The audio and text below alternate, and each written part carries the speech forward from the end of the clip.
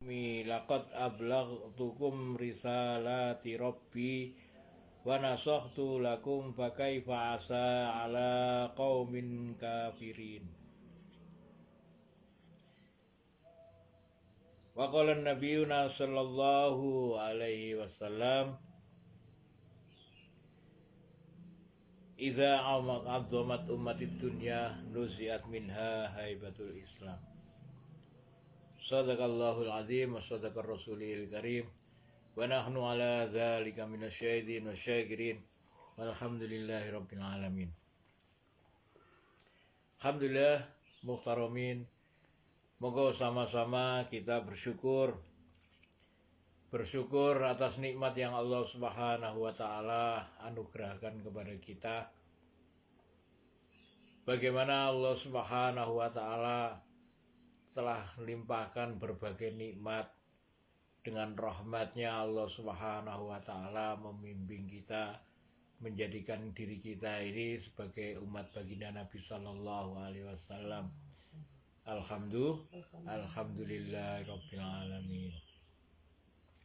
Salawat serta salam senantiasa kita haturkan kepada junjungan kita baginda Nabi Sallallahu Alaihi Wasallam.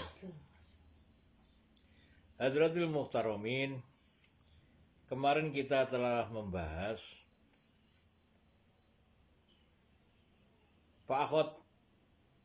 fa'akhodat humur rajfata, maka ditimpakan kepada mereka rajfah, tiupan yang menggoncangkan, fa'asbahu, sehingga mereka menjadi fi dharihim, di dalam kampung mereka, di dalam rumah mereka, berkelimpangan, jasimin,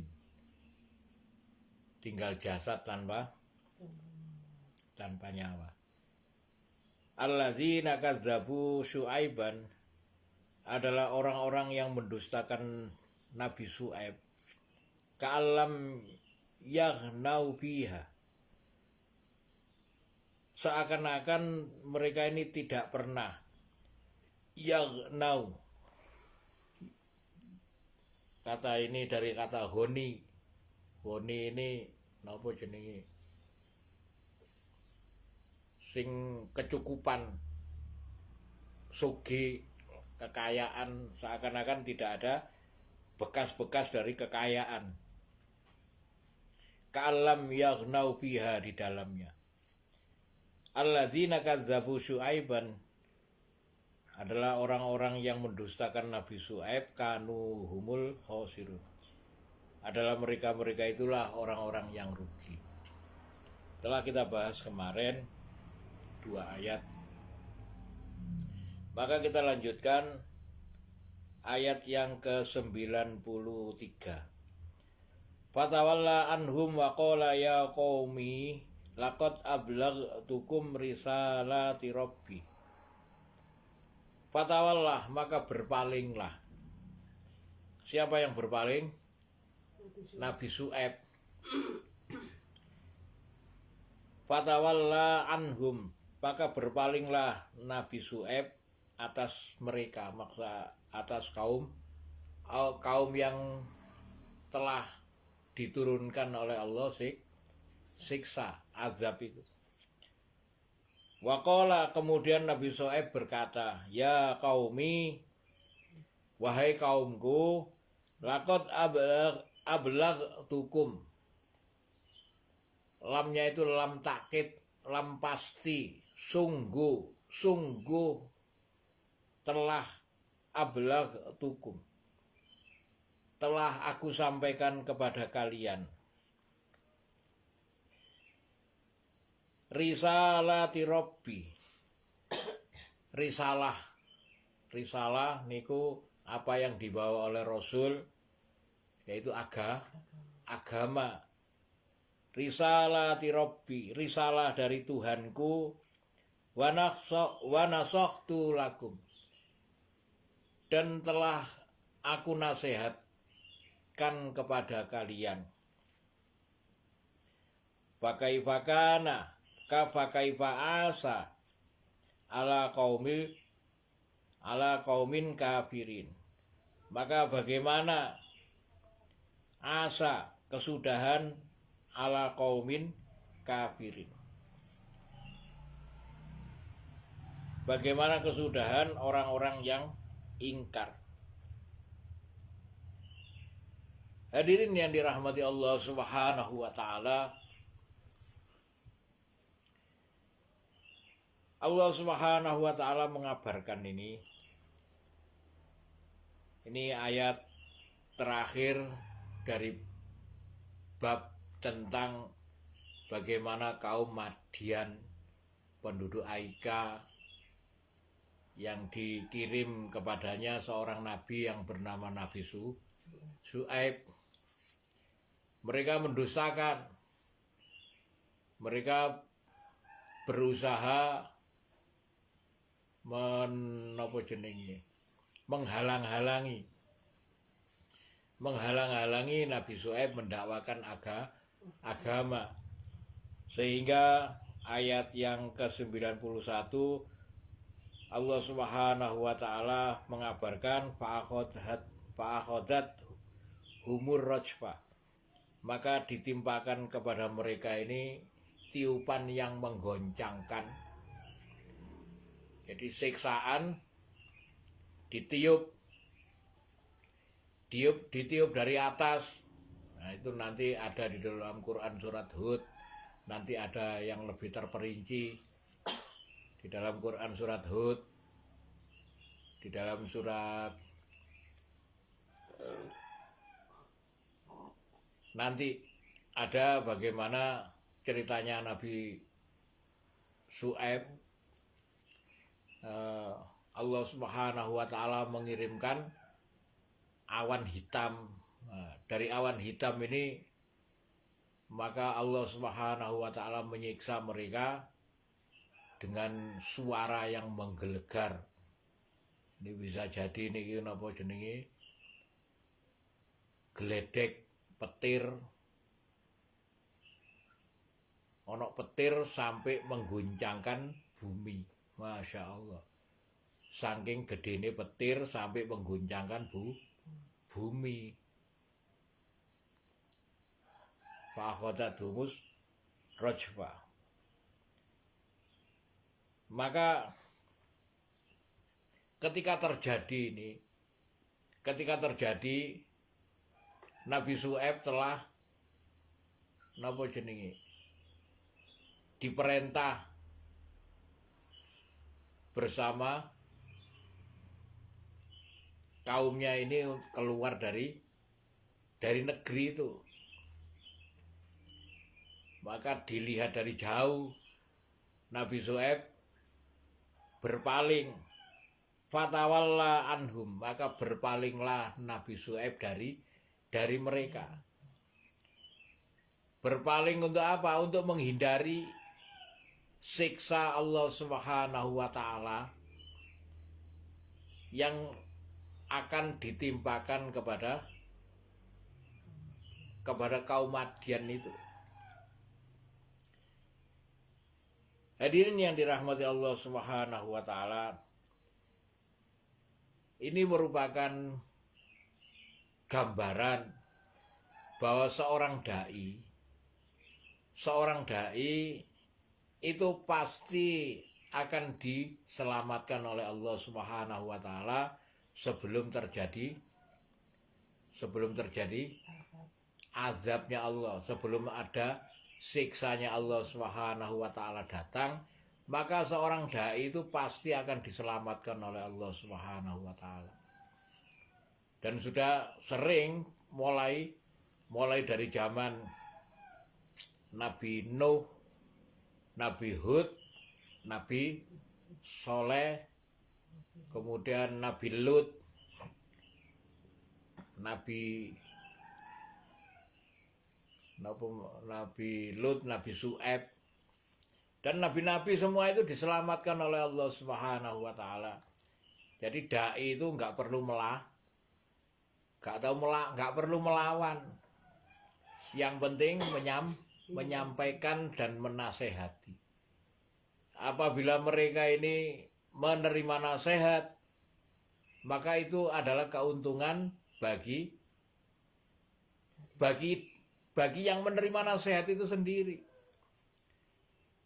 Keuntungan bagi yang menerima nasihat adalah mereka akan selamat. Apabila mereka ini tidak mau menerima, kerugiannya bukan dari yang menyampaikan. Yang kerugiannya adalah orang yang tidak mau menerima. Telah dibahas pada ayat sebelumnya. Alladzina kadzabu Syuaiban kanu humul khosirin. Adalah orang-orang yang mendustakan Nabi Syuaib itu adalah mereka adalah orang-orang yang rugi. Nah, sebelumnya mereka mengatakan kalau kamu mengikuti Nabi Syuaib, wahai kaumku, ketika para pembesar itu mengatakan kalau kalian itu mau mengikuti Nabi Syuaib, kalian ini akan rugi. Padahal sing rugi itu apabila mereka ini tidak mau mengikuti ajaan daripada Nabi, ajaan daripada Rasul, ajaan daripada napa jenenge dai itu. Maka berpalinglah dari mereka dan berkata Nabi Syuaib, ya qaumi, wahai kaumku, laqad ablagtukum, wahai kaumku, laqad ablagtukum, sungguh telah aku sampaikan. Ablagtukum itu balih itu menyampaikan. Ablagtukum, sungguh telah aku sampaikan kepada kalian. Ablagtukum risalati Rabbi, risalah dari Tuhanku, agama yang akan menyelamatkanmu, bukan saja menyelamatkanmu nanti di akhirat, di dunia ini kamu akan diselamatkan oleh Allah. Jangan dikira dunia itu aman. Dunia ini nggak aman. Kalau kita ini mengetahui, apalagi sekarang kita telah mengetahui bahwa di dalam bumi ini terdapat magma atau api. Api ini menyala, sehingga dengan menyalanya api tadi ini bisa menjadikan gravitasi. Gravitasi itu orang bisa nempel nang dinggene bumi niki karena ada gravitasi. Semakin kita menjauh, semakin kita terlepas dari gravitasi. Dan ini adalah akibat ada putaran bumi dan adanya pembakaran yang luar biasa panas yang ada di dalam bumi. Dan tidak ada satupun yang mampu menciptakan ini. Teknologi apapun tidak akan mampu menciptakan gravitasi. Maka ketika kita mengetahui bahwa betapa tipis lapisan tanah, taman semerap tanah lemah niku dikeduk ambek apa jenenge lek ngarani, dikeduk ambek lengge saya kenek ya, keduk ambek kayu dirincipi ini celek niku wis napa jenenge iso bolong. Nah, sedangkan andai kata api yang ada di dalam, magma yang ada di dalam bumi ini tidak dijaga oleh Allah, maka mereka ini akan muncul muncul ke permukaan. Muncul ke permukaan akhirnya menjadikan letusan. Bagaimana gunung berapi. Ini gak ngenteni napa lek ngarani iku, gak ngenteni nek dalani. Kudu ana dalane sehingga napa jenenge lek ngarani kawah. Maka berbagai macam banyak lobang kaya napa jenenge wong ngeduk sumur niku nggih. Wong ngeduk sumur niku lobange sampai pinten? Sampai 10, 20 meter, sampai 30 meter. Padahal ada yang dikeduk gak sampai 10 meter mengeluarkan lahar, mengeluarkan magma. Maka alangkah sensitifnya bumi niku. Jadi mboten enten istilahnya kita ini hidup di muka bumi ini aman. Yang bisa menjadikan kita ini hidup di muka bumi itu adalah risalati Robbi. Risalah Tuhan, Tuhanku, yaitu agama. Nah ini kok. Ablaghtukum risalati Robbi. Sungguh telah aku sampaikan risalati Robbi. Sungguh telah aku sampaikan agama dari Tuhanku ini kepadamu. Wa nasohtu lakum. Dan telah aku nasihatkan kepada kalian. Telah dinasehati. Apa yang harus kita pahami tentang dinasehati? Hari-hari kita ini telah mendengar nasihat. Dari siapa saja? Contohnya nasihat yang paling contoh, kalau kita ini orang Islam, kita hidup di lingkungan pasti mendengar suara azan. Azan itu nasihat. Sampai nggak percaya azan itu nasihat. Hayya 'alal falah. Hayya 'alal falah. Napa falah niku? Kemenangan. Maka bagaimana sampean bisa menuju kemenangan kalau sampean nggak mau datang? Artinya azan itu adalah nasihat. Hayya 'alal sholat, mari kita ini sholat, mari kita ini menghadap. Sholat itu artinya menghadap, artinya napa jenenge sambung. Sambung itu nang Gusti Allah. Lek nyambung nang Kanjeng Nabi jenenge sholawat. Lek nyambung nang Allah berarti sholat.